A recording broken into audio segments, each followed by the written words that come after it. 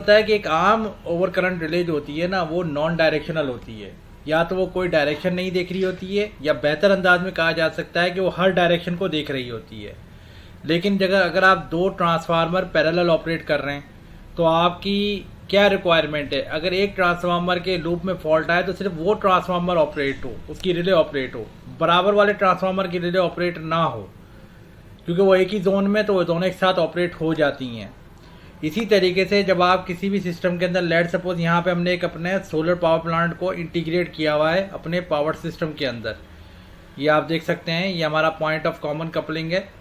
इस point of common coupling पे ये ब्रेकर लगा हुआ है, और इस ब्रेकर के बाद ये सोलर की जो भी जनरेशन है ये जा रही है हमारे सिस्टम के अंदर, हमारे प्लांट के अंदर, या हमारे ग्रिड के अंदर। हमारा मकसद क्या है? हमारा मकसद ये है कि हम ये चाहते हैं कि अगर हमारे पास कोई फॉल्ट आए इस पॉइंट ऑफ कॉमन कपलिंग पे, या सोलर प्लांट के ऊपर कोई फॉल्ट आए, तो बुनियादी तौर पे प्लांट का मकसद ये होता है, या यूटिलिटी का मकसद ये होता है, वो कहते हैं कि भाई आपका फॉल्ट हमारे सिस्टम को अफेक्ट ना करे। जैसे अगर आपके पास यहाँ फॉल्ट आए तो आपका ये ब्रेकर ट्रिप हो जाए, लेकिन इसकी वजह से हमारे ब्रेकर ट्रिप ना हो, ये दोनों ब्रेकर या इनमें से कोई सा भी एक ब्रेकर। अब रूल्स के तहत ये दोनों CB5 और CB6 ये एक ही जोन के अंदर है।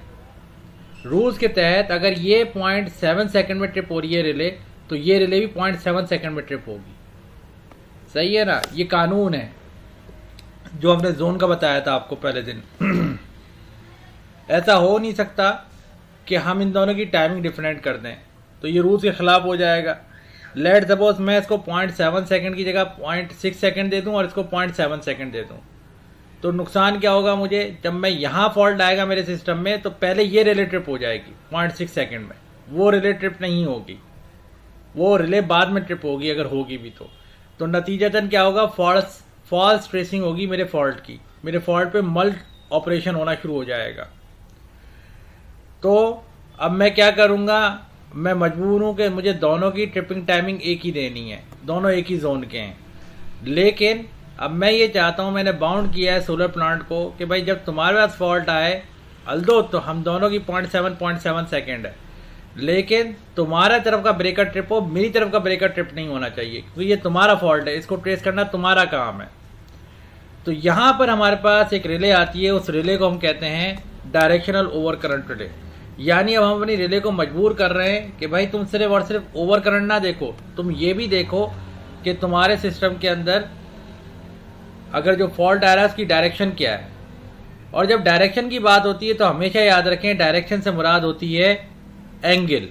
मैथमेटिक्स में डायरेक्शन का मतलब है एंगल। और आप ये बात हम लोग बचपन से पढ़ते हुए आ रहे हैं कि एंगल हमेशा या तो दो डिफरेंट क्वांटिटीज के दरमियान होता है या दो सिमिलर क्वांटिटीज के दरमियान होता है। तो ये ओवर करंट रिले, तो देखना तो हमें करंट ही है, लेकिन उस करंट का एंगल देखने के लिए हमें दूसरी कोई क्वांटिटी चाहिए। तो यहाँ पर हम क्या करते हैं, एक तरफ हम करंट लेते हैं, करंट का इनपुट लेते हैं जिससे हम ओवर करंट देख रहे होते हैं, और दूसरी तरफ हम वोल्टेज लेते हैं, यानी पोटेंशियल ट्रांसफार्मर लगाते हैं इसके अंदर। यानी डायरेक्शन और ओवर करंट रिले के दो इनपुट होते हैं, एक करंट ट्रांसफार्मर और दूसरा वोल्टेज ट्रांसफार्मर। करंट ट्रांसफार्मर उसकी ओवर करंट की क्वांटिटी दे रहा होता है जिस पे रिले को पिक करना होता है, और वोल्टेज ट्रांसफार्मर वो एंगल की डायरेक्शन दे रहा होता है जिसकी बेस पे करंट अपना एंगल बनाता है। यानी ये बेस देता है वोल्टेज, जिसकी बेस पे ये अपना एंगल बना रहा होता है। अगर हम देखें इसको तो हमें कुछ इस तरह के एंगल्स मिलते हैं इसके अंदर। यानी हमारी नॉर्मल हालात में वोल्टेज और करंट ये दोनों, अगर एक लाइन है, ये वोल्टेज और करंट है, तो ये दोनों एक ही फेज पे चल रहे होंगे, there will be no tripping. लेकिन जैसे ही एबनॉर्मल कंडीशन आती है तो क्या होता है, या तो करंट वोल्टेज को लैग करना शुरू हो जाता है, या ये करंट वोल्टेज को लीड करना शुरू हो जाता है। वोल्टेज अपनी जगह ही रहता है, करंट लैग या लीड करता है। हम डायरेक्शन और ओवर करंट रिले को दो डायरेक्शन में डिवाइड करते हैं, एक होती है इसकी फॉरवर्ड जोन और एक उसका होता है रिवर्स जोन। अगर एक हमारी रिले फॉरवर्ड बायस हुई हुई है, डायरेक्शन और ओवर करंट रिले, तो ये सिर्फ फॉरवर्ड डायरेक्शन में फॉल्ट को देखेगी। अब फॉरवर्ड डायरेक्शन को आसान जबान में हम कहते हैं फ्रॉम द बस, और रिवर्स डायरेक्शन को कहते हैं टू दी बस।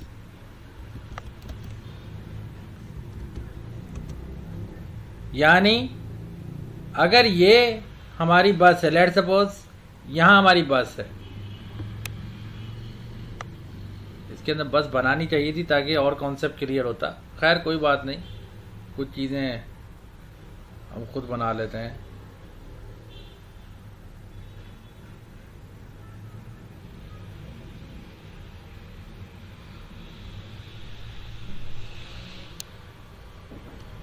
सही है ना, ये बस है हमारी। तो अगर मैं अपनी यहाँ पे जो रिले लगाई हुई है इसको मैं बोलूँ कि भाई ये डायरेक्शनल है और मैंने इसको फॉरवर्ड कर दिया, तो ये रिले कौन से फॉल्ट को देखेगी? जो इस बस से इसकी तरफ आ रहा होगा। यानी यहाँ पे फॉल्ट आया और इस रिले ने इसको देख लिया।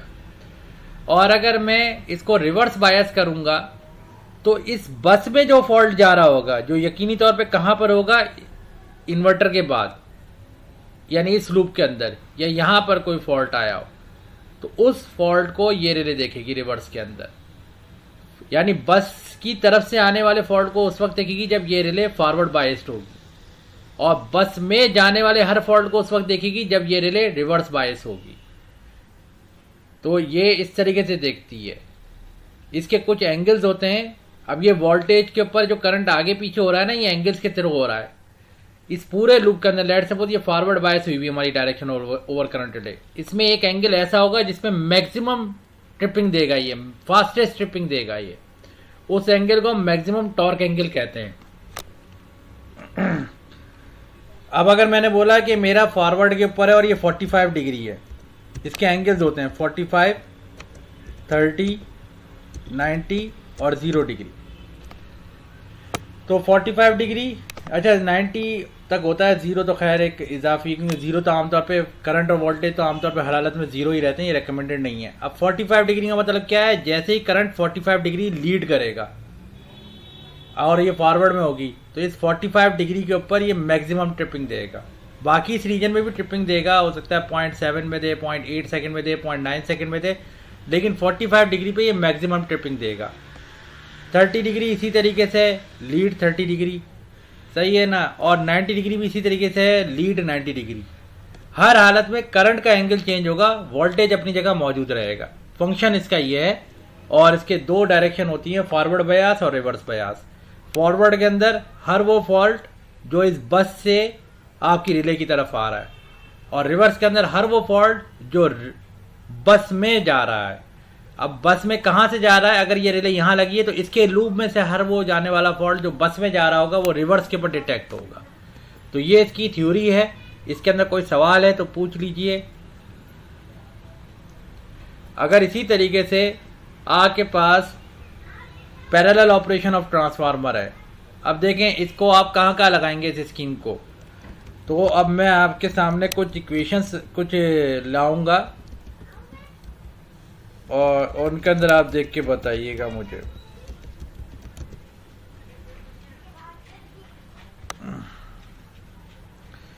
अब ये मेरे पास दो ट्रांसफार्मर हैं। लेट सपोज मैं इसको नीचे की तरफ कहीं लेके आता हूं जहां से ज़्यादा बेहतर अंदाज में तस्वीर को मैं पहचान सकूं। यही ले लेते हैं, ये दो ट्रांसफार्मर के हमारे हैं। अब देखें अगर इस लूप में फॉल्ट आता है, पहली बात है यहाँ पे जो रिले लगी हुई होगी और यहाँ पे जो रिले लगी होगी, इन दोनों का ट्रिपिंग टाइम एक होगा क्योंकि जोन एक है ये। लेट सपोज इन दोनों का ट्रिपिंग टाइम है 0.7 सेकेंड। तो जब इस लूप में फॉल्ट आएगा ना तो ये रिले भी ट्रिप करेगी। क्यों? क्योंकि दोनों एक ही फॉल्ट को देखेंगी। तो इसका नुकसान क्या होगा? मेरा फॉल्ट आया था T1 के लूप में, लेकिन मैंने T2 क्यों लगाया था? इस वजह से ही लगाया था ना कि अगर T1 पे कोई फॉल्ट आए तो T2 चलता रहे। लेकिन यहाँ नुकसान क्या हुआ कि T1 पे फॉल्ट आया लूप के अंदर और T2 की भी रिले ट्रिप हो गई। तो यहाँ पर भी आप कौन सी रिले लगाएंगे? डायरेक्शनल ओवर करंट रिले लगाएंगे। और आप बोलेंगे कि यार मैं ना रिवर्स में देखूंगा इसको।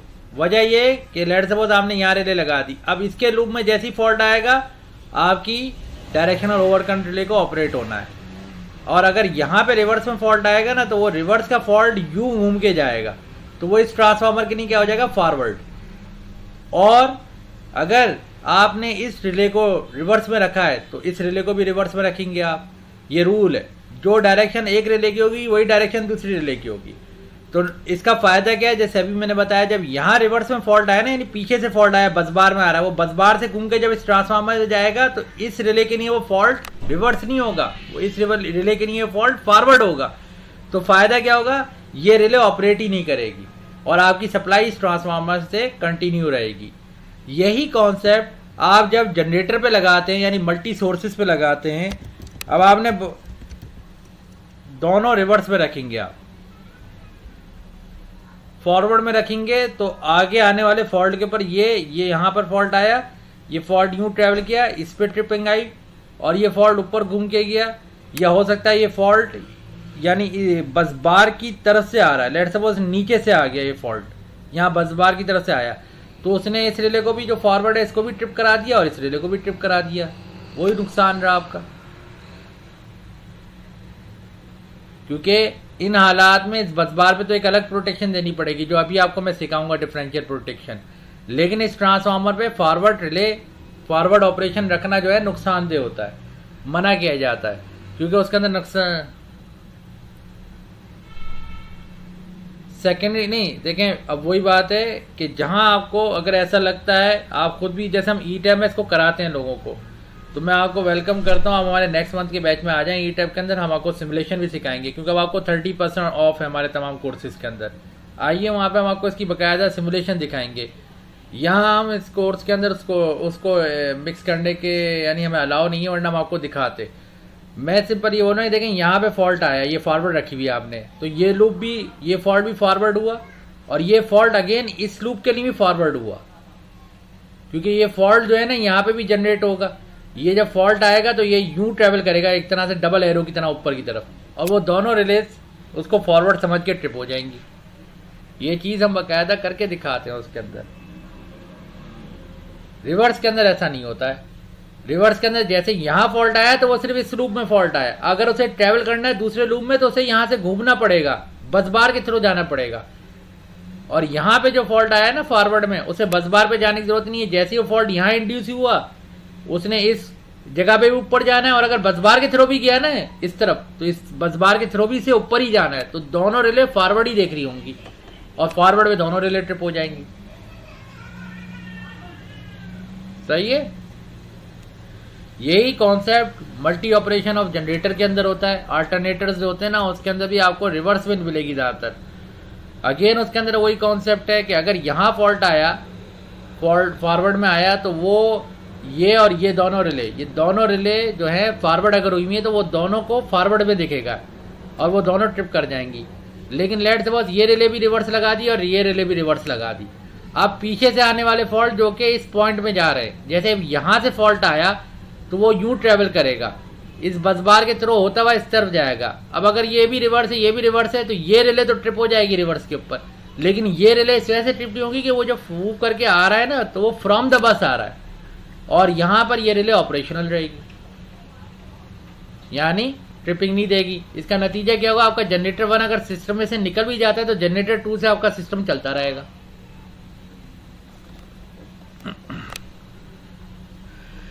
अच्छा जी, अब हमारे पास इसके अंदर क्या होता है, देखें डायरेक्शनल ओवर करंट रिले का कॉन्सेप्ट ये, बाकी इसके अंदर और कोई चीज तब्दील नहीं होती है। आमतौर पर सबसे ज्यादा रखे जाने वाला एंगल 90 डिग्री होता है, सही है ना, लेकिन कुछ जगहों पर 30 और 45 डिग्री भी मिलेगा आपको। ये मैक्सिमम टॉर्क एंगल है, सही है ना। अब हमारे पास हम 90 डिग्री क्यों कहते हैं, आमतौर पर याद रखें आपके जितने भी फॉल्ट आते हैं ना, उनके एंगल 90 डिग्री के अंदर होते हैं, तो ज्यादातर एंगल 90 डिग्री में कैटर हो जाते हैं। लेकिन कुछ खास एंगल ऐसे होते हैं, कुछ खास फॉल्ट ऐसे होते हैं जिनके अंदर आपको 30 और 45 डिग्री चाहिए होता है। जैसे फीडर के फॉल्ट होते हैं, ट्रांसफार्मर की इनकमिंग साइड में जो फॉल्ट होते हैं 45 डिग्री के होते हैं, तो वहां पर आपको खास तौर पे एंगल चाहिए होता है। लेकिन अगर आप अपनी यानी जहन से इस चीज को यानी प्रेशर को हटाना चाहते हैं तो सबसे अच्छा एंगल होता है 90 डिग्री। आप 90 डिग्री दे दें और बेफिक्र है 90 डिग्री के तमाम लूप के एंगल को ये कैटर कर लेता है। इसमें कोई रॉकेट साइंस नहीं होती है। इसकी एप्लीकेशन कहाँ कहाँ है, डायरेक्शनल ओवर करंट चलेगी, किस किस स्कीम में लगेगी, मल्टी बसबार पे लगेगी, ये मल्टी जनरेटर्स के ऊपर लगेगी, एक बस बार की इनकमिंग और उसके अंदर 3 आउटगोइंग है। 3 आउटगोइंग है तो आपका वही मसला हो जाएगा, 3 आउटगोइंग के अंदर आपको डायरेक्शन बतानी पड़ेगी, क्योंकि आपने 3 आउटगोइंग लगाई इस वजह से।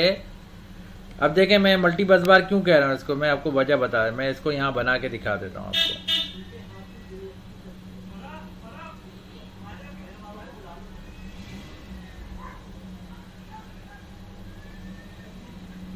ये हमारी एक बस बार हो गई, सही है, और इसके अंदर हमारे पास लेट सपोज एक इनकमिंग हो गई, सही है। अब इस सर से हमारी इस बस बार से क्या हो रहा है, इस बस बार से 3 फीडर निकल रहे हैं, 3 फीडर निकल रहे हैं एक अलग बस बार के ऊपर, या लेट सपोज 2 फीडर निकल रहे हैं, एक फीडर ये रहा और एक फीडर ये रहा, और फिर ये जाके कनेक्ट हो रहा है एक दूसरी बस बार के ऊपर, सही है ना। आपने क्यों बनाया सिस्टम कि अगर ये वाली फीडर के ऊपर कोई फॉल्ट आ जाए तो आप अपनी पावर सप्लाई इस फीडर से जारी रखें, और अगर इस पे फॉल्ट आ जाए इधर से जारी रखें, इस पे फॉल्ट आ जाए तो इधर से जारी रखें। तो इधर भी बेहतरीन एप्लीकेशन कौन सी है, डायरेक्शनल ओवर करंट रिले की। क्लियर है?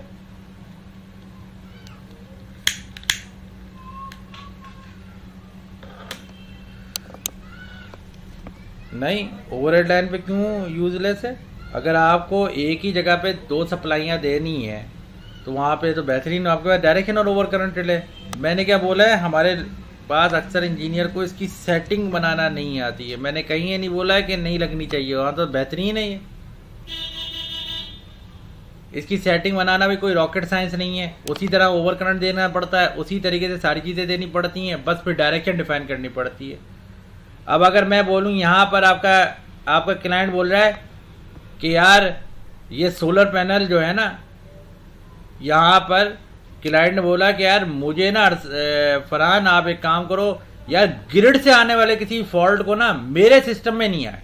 तो अब आपसे मैं पूछता हूँ, अगर CB5 में अगर ग्रिड से आने वाला फॉल्ट CB5 में नहीं आना चाहिए तो CB5 के रिले की डायरेक्शन क्या होनी चाहिए बताइए?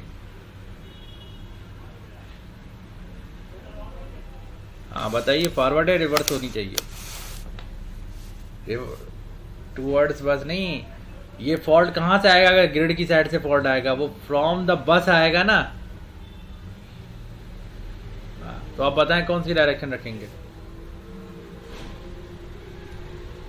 फॉरवर्ड, समझे ना? ये सिर्फ कॉमन सेंस है, समझे ना? अब यही चीज जरा सी इंजीनियर समझ जाए तो कितना आसान है। अभी हम एक जगह काम करके आए, उन्होंने बोला हमारे पास फलाना ट्रिपिंग आ जाती है फलाना में, बोला ये बताओ ग्रिड के ऊपर रिले लगी हुई है? कह रहे हैं हाँ लगी हुई। उन्होंने क्या डायरेक्शन रखी हुई है? Forward relay. यहाँ ग्रिड ने यहाँ ये CB5 पे फॉरवर्ड रखी हुई डायरेक्शन। मैंने बोला तुम्हारे पास कोई बाउंडिंग है कि भाई तुम ग्रिड के फॉल्ट को, यानी तुम्हारे पास आने वाले फॉल्ट को ग्रिड तक नहीं पहुंचना है? कह रहे नहीं, उन्होंने यहाँ फॉरवर्ड लगाई हुई है और नीचे रिवर्स लगाई हुई है। तो बोला तुम एक काम करो, तुम फॉरवर्ड लगा दो, क्योंकि तुम्हारे पास शिकायत ये है कि जब भी ग्रिड पे कोई फॉल्ट आता है वो हमारे पास ट्रैवल करता है, हमारा सोलर प्लांट ट्रिप हो जाता है। तो बोला भाई सिंपल सी बात है, ये CB5 को फॉरवर्ड कर दो। ये तो जनरल साइंस की बात है ना, इसमें कोई रॉकेट साइंस की बात ही नहीं है। रिवर्स करके रखी हुई है तुमने, फायदा कुछ नहीं है। वहाँ का फॉल्ट आता है, तुम्हारे पास ट्रैवलिंग करता है, तुम्हारा इन्वर्टर जाके ट्रिपिंग देता है, तो उससे पहले वाली रिले को फॉरवर्ड कर दो। क्या ख्याल है आपका इस बारे में? अच्छा, अब आप है ना इस बात से, अब देखो, अब यहां पर मैं आपके साथ एक एक्सरसाइज करूंगा। सेटिंग आप बनाएंगे, सही है? अब आप कहना समझ लो प्रैक्टिकल काम शुरू हो गया है फरहान। अब बस मुझे ये बताओ, अब आप एक काम करो, आप लिखो, मैं आपको एक एक्सरसाइज दे रहा हूं, आप करोगे ये। मैं ये चाहता हूं बस 4 के फॉल्ट पे बस 1 ट्रिप ना हो, बस 1 के ब्रेकर ट्रिप ना हो, बस 1 की तीनों, इनका एक इनकमिंग 2 आउटगोइंग, बस 4 के, सही है? ये अभी आपको करना है, आप बनाएंगे ये। ट्रांसफार्मर के आपको रेटिंग दी हुई है, सही है? आप अगर परसेंटेज इंपीडेंस लिखना चाहते हैं ट्रांसफार्मर का लिखने, मैं आपको दे रहा हूं। मुझे इसके अंदर डायरेक्शनल ओवर करंट बना के दिखाएं, डायरेक्शनल अर्थ फॉल्ट रिले बना के दिखाएं, डायरेक्शनल नेगेटिव सीक्वेंस बना के दिखाएं, सही है ना? आपको मैं दोबारा बता दूं, बस 4 के फॉल्ट पे बस 1 की कोई रिले ट्रिप नहीं होनी चाहिए। उसी तरीके से आप पिकअप बनाएंगे, 10 MVA का परसेंटेज इंपिडेंस लीजिए, लिखें 10.5%, सही है। बाकी ग्रिड का आपको शॉर्ट सर्किट दिया हुआ है, सही है। अब आप बनाइए इसके अंदर, ये देखें 500 MVA शॉर्ट सर्किट, ग्रिड का बस वोल्टेज लेवल दिया हुआ है, तो यहाँ पे शॉर्ट सर्किट करंट आपको बस 1 का भी मिल गया। बस 4 के लिए मैंने आपको दे दिया। अभी सिर्फ और सिर्फ समझ लें, ये CB10 वाला नहीं लगे हुए, सिर्फ CB5 लगा हुआ है। आपको इन तीनों रिलेज की सेटिंग बनानी है। कौन सी? इस रिले की, इस रिले की, और ये CB1 में रिले लगी हुई नहीं है, इसकी सेटिंग बनानी है, CT साइजिंग करनी है, करके दिखाइए। अच्छा, अगर मैं आपको दे रहा हूँ ये, मैं लेट सपोज एक मैं आपसे पूछ रहा हूँ, देखें अब सिस्टम डिजाइन करना है प्रैक्टिकली। यहाँ 10 MVA का ट्रांसफार्मर लगा हुआ है, वहां शॉर्ट सर्किट दिया हुआ है 500 MVA का, वहां से रेटेड करंट कैसे निकालेंगे आप? MVA शॉर्ट सर्किट से रेटेड करंट कैसे निकालेंगे? MVA शॉर्ट सर्किट होता है बराबर MVA डिवाइडेड बाय 1.732 और परसेंटेज इम्पिडेंस। तो यहाँ पर आपने परसेंटेज इम्पिडेंस मुझसे मांगा नहीं। अब मैं आपको बता दूं, हाँ बोलो, हाँ वो उस साइड का है। अभी आपको तो CB8 की भी CT की साइजिंग कैसे करेंगे, आपको ये थोड़ी मालूम है कि कितना करंट CB8 की साइड पे जा रहा है। अब देखें कंसल्टेंट किस तरह काम करता है। अब दिमाग को हमें बिल्कुल खोलना पड़ेगा। यहां पर मेरे पास आ जाएगा, अगर मेरे पास परसेंटेज इंपिडेंस दिया हुआ हो ना, तो मुझे MVA पता चल जाएगा। तो यहां आप मुझसे पहला सवाल करेंगे, भाई इसका परसेंटेज इंपिडेंस दो, तो मैं आपको इस परसेंटेज इंपिडेंस दे रहा हूं, इसका 12.5%। U1 का दे रहा हूं ये डेटा मैं आपको, U1। अब आप क्या करेंगे, जो भी MVA आएगा इसका, इसमें दे देंगे कितना MVA इस ट्रांसफार्मर का है, सही है ना। लेट सपोज इसका आया 20 MVA, तो 10 MVA यहां चला गया, तो 10 MVA यहां पर आ गया। अब यहां पर मसला है कि ये एक लाइन है, और ये लाइन ट्रांसमिशन लाइन भी हो सकती है, ओवरहेड लाइन भी हो सकती है। 132 kV है, तो ये क्या है, ट्रांसमिशन लाइन है। तो इस ट्रांसमिशन लाइन का भी परसेंटेज इंपीडेंस आपको मालूम होना चाहिए। तो यहां पे मैं लिख रहा हूं CB8 टू CB9, इसका परसेंटेज इंपीडेंस मैं आपको दे रहा हूं 9.9%। अब आप मुझे बताएं कोई और डेटा चाहिए आपको?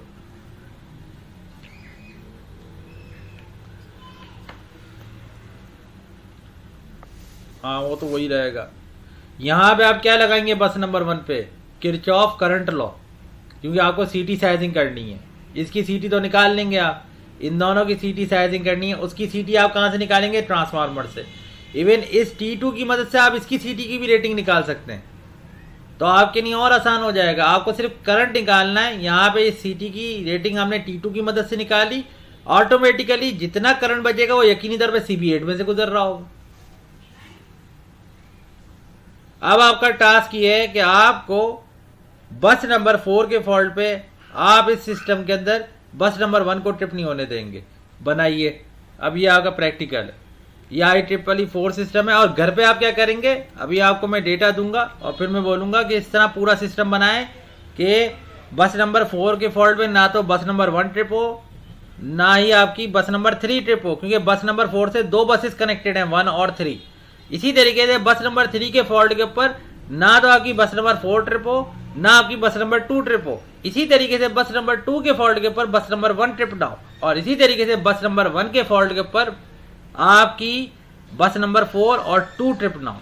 अभी छोटा सा मैं काम दे रहा हूं आपको, ये टास्क है आपका, आप बनाना शुरू करें।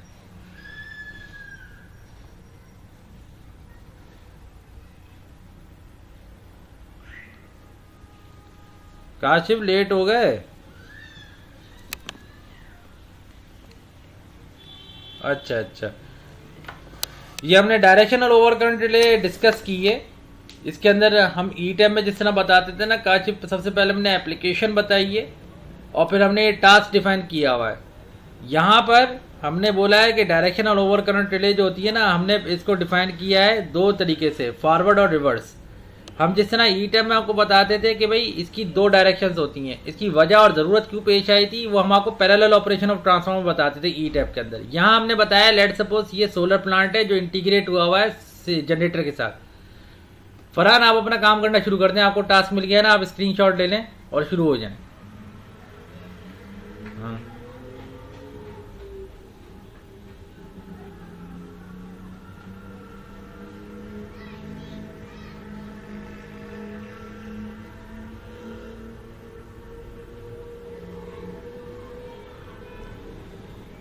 काशिफ, यहाँ पर हमने क्या करा, ये मेरा सोलर प्लांट है, क्लाइंट मेरा सोलर प्लांट का है। उसने कहा यार कि ना अरसलान जब भी मेरे पास फॉल्ट आता है ना ग्रिड के ऊपर से, तो मेरे पास ट्रैवल करता है और मेरी रिले भी ट्रिप हो जाती है। यानी फॉल्ट आया इस लूप के अंदर CB6 के, लेकिन ट्रिप CB5 पे हो गया, क्योंकि वजह ये है कि CB6 और CB5 एक ही जोन के अंदर है, तो इन दोनों का ट्रिपिंग टाइम एक रखना है रूल्स के तहत। यानी अगर मैं इसको 0.7 रख लूँगा तो इसको भी 0.7 रखूंगा। तो एक सोल्यूशन मेरे ध्यान में क्या आया, मैंने बोला यार इसकी 0.6 सेकंड कर दो तुम टाइमिंग, और इसकी 0.7 कर दो। अब नुकसान इसका क्या हुआ, जैसे ही फॉल्ट यहाँ पर आया तो 0.7 इसका है ना, तो इसका लूप के बजाय ये रिले ट्रिप हो गई 0.6 पे CB5 वाली। तो ये भी फायदेमंद नहीं हुआ, क्योंकि मुझे यहाँ पे ट्रेसिंग के अंदर मसला होना शुरू हो गया।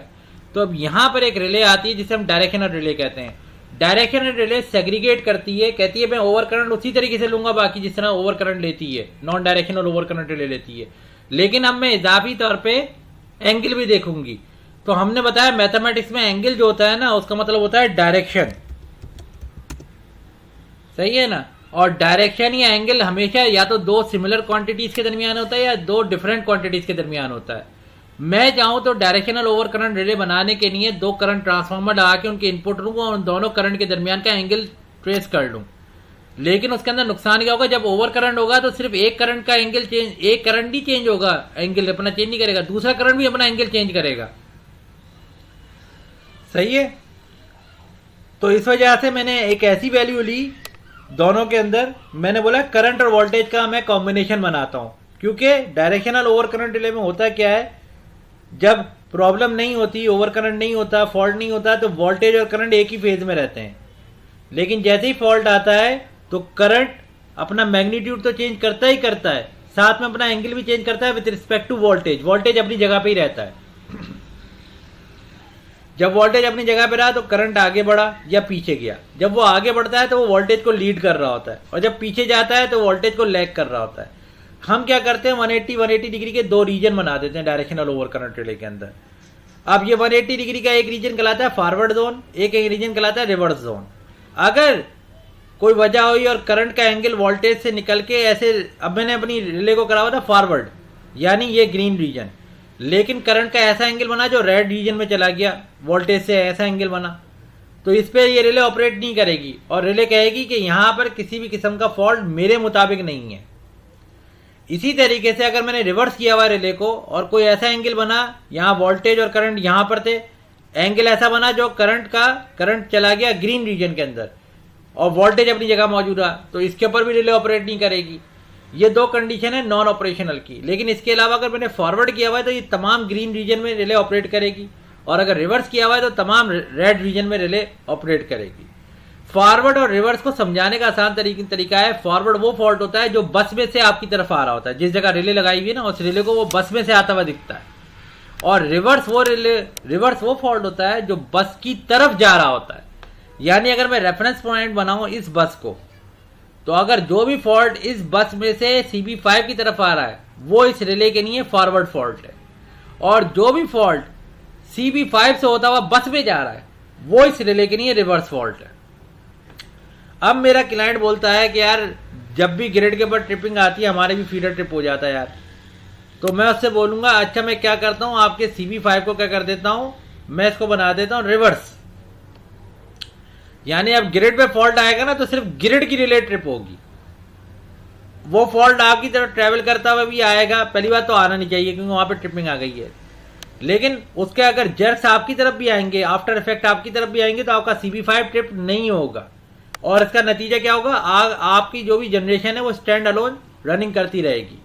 इसी तरीके से उसने बोला यार मेरे को ग्रिड ने बाउंड किया है अरसलान कि ये बस बार है, मेरी जो पॉइंट ऑफ कॉमन कपलिंग है, मेरी तरफ से आने वाला कोई फॉल्ट भी ग्रिड के ऊपर ट्रिपिंग ना लाए, और वो अपनी रिले को कोई चेंज करना नहीं चाहते। तो मैं क्या करूंगा, CP5 को जाके रिवर्स कर दूंगा। अब रिवर्स से मुराद क्या है, जो भी फॉल्ट इस प्लांट से निकल के बस की तरफ जा रहा है उसको ये रिले पकड़ लेगी, ये रिले डिटेक्ट कर लेगी। तो इससे मकसद पूरा हो जाएगा मेरा। ये कहलाती है directional over current relay. Directional over current relay के एंगल्स होते हैं काशिफ बहुत सारे, 30 डिग्री, 45 डिग्री, 90 डिग्री। अब ये 30 डिग्री, 45, 90 डिग्री क्या होते हैं, तो याद रखें ये करंट जो है ना, जो आगे पीछे हो रहा है, अगर ये लीड करके 30 डिग्री पे जाएगा तो यहाँ पे वैसे तो इस पूरे रीजन में ट्रिपिंग आएगी, लेकिन इस रीजन पे ट्रिपिंग मैक्सिमम होगी। सही है ना, ट्रिपिंग टाइम मिनिमम होगा इसके ऊपर।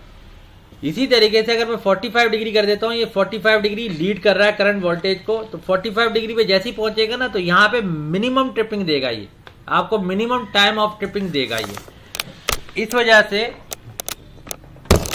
आमतौर पे अब तो बहुत सारे आ गए कस्टमाइज्ड। आमतौर पे सवाल होता है कि यार ये 30, 45, 90 डिग्री कौन सा एंगल रखें। तो आप लोड फ्लो कराते हैं तो आप आमतौर पे लोड फ्लो में देखेंगे आमतौर पे फॉल्ट के जो एंगल होते हैं वो 87 डिग्री होते हैं, 88 डिग्री होते हैं, 83 डिग्री होते हैं, इस तरह के एंगल होते हैं करंट के। तो आमतौर पे हम रेकमेंड करते हैं हम 90 डिग्री रख दें। 90 डिग्री में तमाम फॉल्ट के एंगल कवर हो जाते हैं, सिवाय उस फॉल्ट के जो कि अर्थ के पास आता है ना, अर्थ कंडक्टर के पास। उस अर्थ कंडक्टर के पास आने वाले फॉल्ट को 90 डिग्री वाला ट्रेस नहीं कर पाता है, तो उसके लिए हम एंगल 30 या 45 डिग्री रखते हैं। इसमें मुफस्सिल गुफ्तगू जो है वो मैंने अपनी किताब में भी की है, और उसको मैं इंशाल्लाह ताला at the end of the session में आपको डिलीवर भी करूंगा। लेकिन अगर आपसे कोई बोले तो सबसे आइडियल एंगल 90 डिग्री होता है और सबसे स्टेबल एंगल 45 डिग्री होता है। ये 3 एंगल हैं, इसके अलावा भी बहुत सारे एंगल होते हैं। अब यहां पर हमने ये डायरेक्शन बताई है with respect to solar power plant, लेकिन मैंने आपको जब ईटेप कराया था तो मैंने आपको पैरेलल ऑपरेशन ऑफ ट्रांसफार्मर में डायरेक्शनल ओवर करंट रिले बताई थी, ऐसा ही है। इसके अलावा जब आपके पास बहुत सारे पावर, लेट सपोज आपके पास इस तरह है सिस्टम, अभी मैंने बनाया था पता नहीं कहां चला गया, हाँ ये एक लाइन आ रही है इनकमिंग की बस बार पे, और इस बस बार से 2 फीडर निकल रहे हैं जो इस बस बार पे जा रहे हैं। ये 2 फीडर आपने क्यों बनाए, ताकि अगर यहां वाली लाइन में कोई फॉल्ट आ जाए तो आप इस लाइन से सप्लाई दे दें, और अगर इस लाइन में कोई फॉल्ट आ जाए तो आप इस लाइन से सप्लाई दे दें। इधर भी आइडियल कंडीशन में बेहतरीन आपकी रिले जो होगी वो डायरेक्शनल ओवर करंट रिले होगी। सही है ना। रूल यही है कि अगर इधर जो रिले लगी है, लेट सपोज मैं चाहता हूं हर उस फॉल्ट को जो कि पीछे से बस बार से नीचे वाली बस बार पे जा रहा है, उसके लिए मैं लगाना चाहता हूं तो मैं रिवर्स डायरेक्शन रख दी इस रिले की। अब ये हर उस फॉल्ट को देखेगी जो ऊपर वाली बस बार से नीचे वाली बस बार में आ रहा है, और अगर मैंने इसको रिवर्स रखा है तो ये भी रिवर्स होगी। अब क्या होगा, ऊपर से फॉल्ट आया, नीचे गया, ये वाली रिले ट्रिप हो गई, लेकिन ये फॉल्ट जब घूम के यहां जाएगा तो ये ऑटोमेटिकली इस रिले के लिए फॉरवर्ड हो जाएगा, क्योंकि ये रिले क्या कहेगी कि ये फॉल्ट नीचे से ऊपर आ रहा है, फ्रॉम द बस आ रहा है, और फ्रॉम द बस जो भी फॉल्ट होगा वो फॉरवर्ड होता है इन नेचर। इस वजह से आमतौर पे कहा जाता है कि अगर एक डायरेक्शन रख रहे हैं तो वही डायरेक्शन उसके साथ लगी हुई रिले या उसके सेम जोन वाली रिले की रखी जाती है। इसके अंदर कोई सवाल है तो पूछ लीजिए। अब मैंने इनको ये बोला है आप भी ये करें ताकि आपके जहन में क्लियर होगा। मैं ये चाहता हूं बस 4 पे आने वाले किसी भी फॉल्ट पे आपकी बस 1 की ये तीनों रिले ट्रिप ना हो। यहां पे एक सीटी के साथ रिले लगी हुई होगी और ये 2 रिले लगी हुई होंगी। मैंने ग्रिड का डेटा आपको दिया है, U1 का मैंने परसेंटेज इंपीडेंस दिया है, और ये नीचे फार्मूला लिखा है जिससे आप MVA निकालेंगे, क्योंकि इस MVA को निकालना जरूरी है। इस MVA से आप फिर करंट निकालेंगे, फिर इस करंट से आप करंट ट्रांसफार्मर बनाएंगे। इसी तरीके से मैंने साथ में CB8 से CB9 का आपको परसेंटेज इंपीडेंस दे दिया है, क्योंकि ये एक लाइन है। सही है ना। ये परसेंटेज इंपीडेंस क्यों दिया है, देखें जो भी करंट यहां से निकालेंगे वो किरचॉफ करंट लॉ के मुताबिक इधर जाएगा और बाकी इधर जाएगा, तो करंट तो आपको मिल जाएगा। जैसे ही करंट मिल जाएगा तो उस करंट की मदद से आप इस परसेंटेज इंपीडेंस की मदद से आप शॉर्ट सर्किट करंट निकालेंगे ताकि आप सीटी की साइजिंग कर सकें। फिर आपको डिसाइड करना है इन 2 रिले और इस तीसरी रिले की डायरेक्शन क्या होगी। तो देखें आप क्या करते हैं।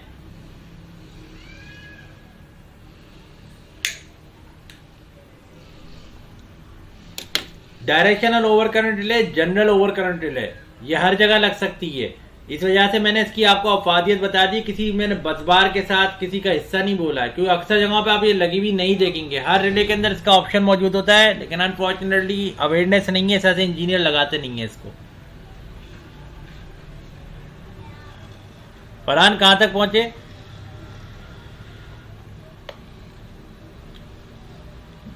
हाँ नहीं, इससे पहले आप एमवीए निकालेंगे, नहीं उस एमवीए से रेटेड करंट निकालेंगे। शॉर्ट सर्किट निकालना चाहे निकाल लें, कोई मसला नहीं है, आपको परसेंटेज इंपीडेंस भी दिया हुआ है। हाँ हाँ, अब उसके आगे आप करंट निकाले। 2.3 तो बहुत कम आया। 2.3 एमवीए का ग्रिड है। एक सेकेंड, आपने एमवीए शॉर्ट सर्किट से मल्टीप्लाई किया होगा ना इसको। 500 multiply 1.732 multiply percentage impedance 12.5 divided by 100, 108.25 MVA आ रहा है भाई। कैसे 2.3 आ गया? देखें, ऐसे तो ना करें। फार्मूला दिया हुआ है, एमवीए शॉर्ट सर्किट आपको गिवन है 500 एमवीए शॉर्ट सर्किट।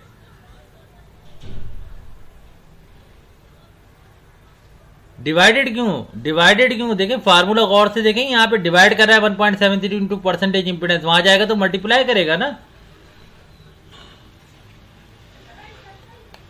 ऐसे ना करें, ये तो मैंने जब भी तो फार्मूला सामने रखा है।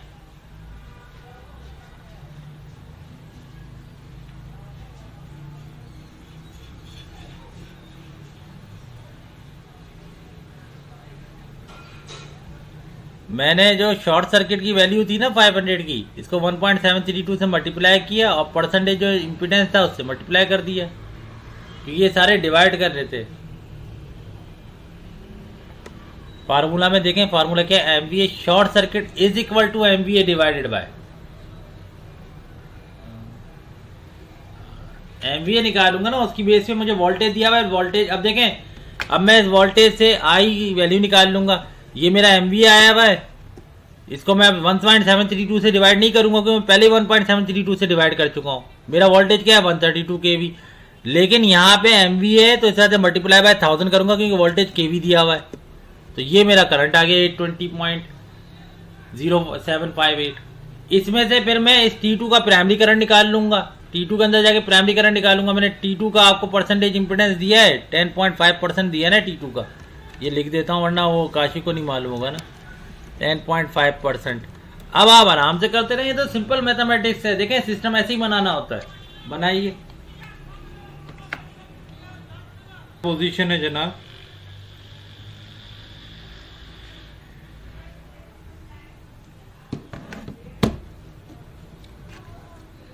क्या करंट आ रहा है? करंट आपका 472 आ रहा है। हाँ, तो क्या इससे क्या हुआ? कौन सी वाली वैल्यू? आपने क्या करा है? F8 यानी 108.25 को मल्टीप्लाई करा होगा 1000 से और डिवाइड करा होगा वोल्टेज से। वोल्टेज 132 kV है। √3 आप पहले ही एमवीए शॉर्ट सर्किट में निकाल चुके हैं ना। √3 वन टाइम यूज होता है, बार बार यूज नहीं होता। ये तो पहले से ही देखें, √3 का मतलब क्या है? 3 फेज। ये 3 फेज एमवीए आया है आपके पास, तो इसका करंट निकालना है तो सिंपल आप इसको वोल्टेज से डिवाइड करेंगे, आपका करंट आ जाएगा।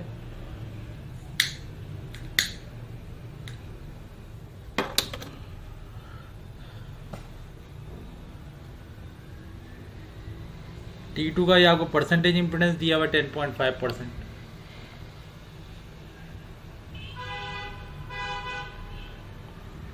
काशिफ आपका क्या हुआ?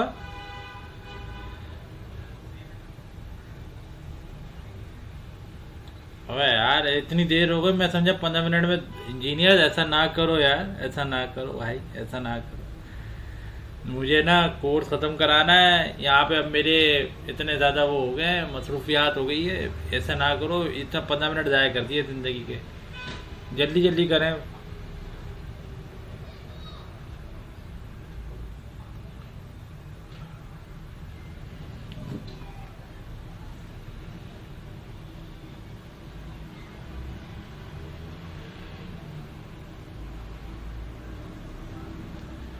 अब इसके बाद मैं शुरू कराऊंगा आपको ट्रांसफार्मर प्रोटेक्शन और उसी के दरमियान में बस बार प्रोटेक्शन। वैसे बस बार प्रोटेक्शन में यही सारी रिलेज होती है, उसकी स्कीम लिखूंगा मैं आपको और होमवर्क दूंगा आपको, ताकि आप उसे करें और प्रैक्टिस करें, क्योंकि एक ही स्कीम को बार बार दोहराने से फ़ायदा कुछ नहीं है। अब आपको उसको घर में प्रैक्टिस करनी है ज़्यादा से ज़्यादा। ट्रांसफार्मर के अंदर आपको दो प्रोटेक्शन कराई जाएंगी, लो इम्पिडेंस और हाई इम्पिडेंस। इसी तरीके से बस बार की भी डिफरेंशियल प्रोटेक्शन दो होंगी, लो इम्पिडेंस और हाई इम्पिडेंस।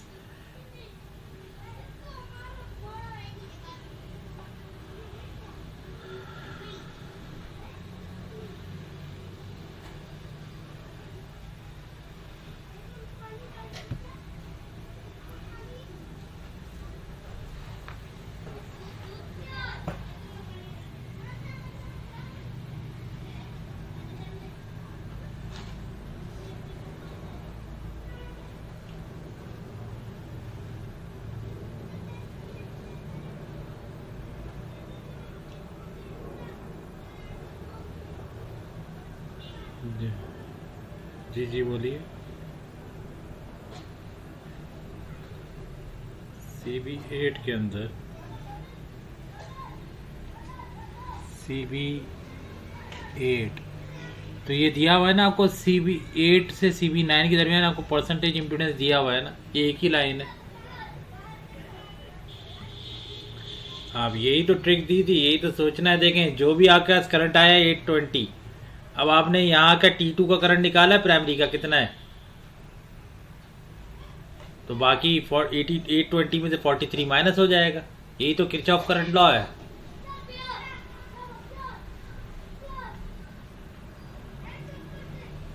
डिवाइड करेंगे ना, मल्टीप्लाई थोड़ी करते हैं। परसेंटेज इम्पीडेंस डिवाइड होता है। रेटेड करंट फार्मूला क्या है रेटेड करंट का, I rated is equal to I short circuit is equal to I rated divided by percentage impedance. ये है ना फार्मूला।